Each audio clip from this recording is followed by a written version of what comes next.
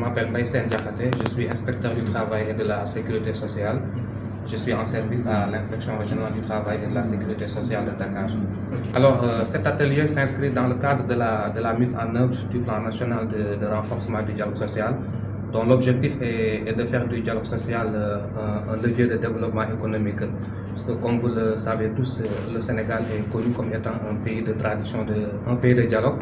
Le Sénégal a une tradition fortement ancrée dans le cadre du dialogue, et de ce fait, il a mis en place un dispositif de normes, un dispositif d'organes et d'organismes qui concourent à la promotion du dialogue social, parce que nos autorités ont compris très tôt que c'est seulement dans le cadre d'un climat social apaisé qu'on puisse avoir un développement économique harmonieux, un développement économique partagé et un développement économique inclusif.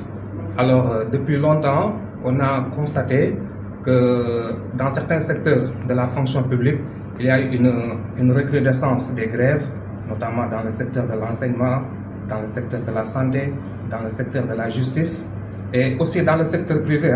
Malgré la mise en œuvre d'un pacte national de stabilité sociale et d'émergence économique, on a noté également des grèves. Et dans le cadre de cette situation, les autorités ont jugé nécessaire de mettre en place un plan national de renforcement du dialogue social. Ce plan, pourquoi? Parce qu'on est sorti d'une crise de la Covid-19 qui a causé des fermetures d'entreprises, une crise qui a causé des pertes de millions d'emplois à travers le monde et particulièrement au Sénégal.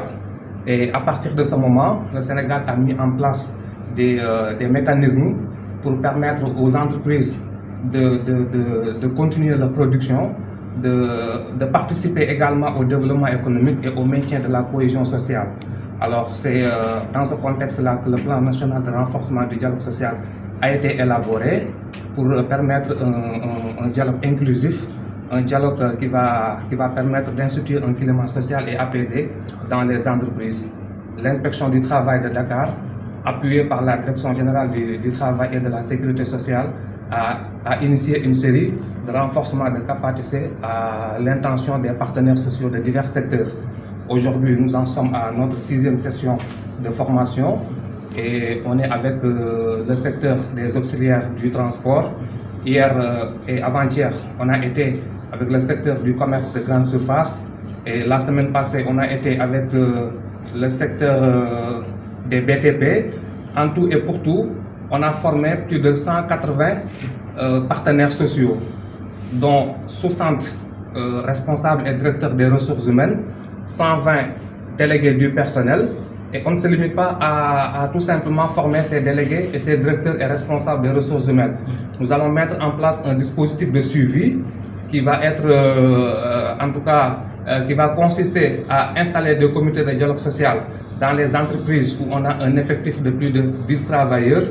Pourquoi on va insister sur ce suivi-là? Parce que on est en train de faire un suivi-évaluation. En tout cas, il y a une évaluation à mi-parcours qui est en train d'être faite au niveau de l'inspection de Dakar.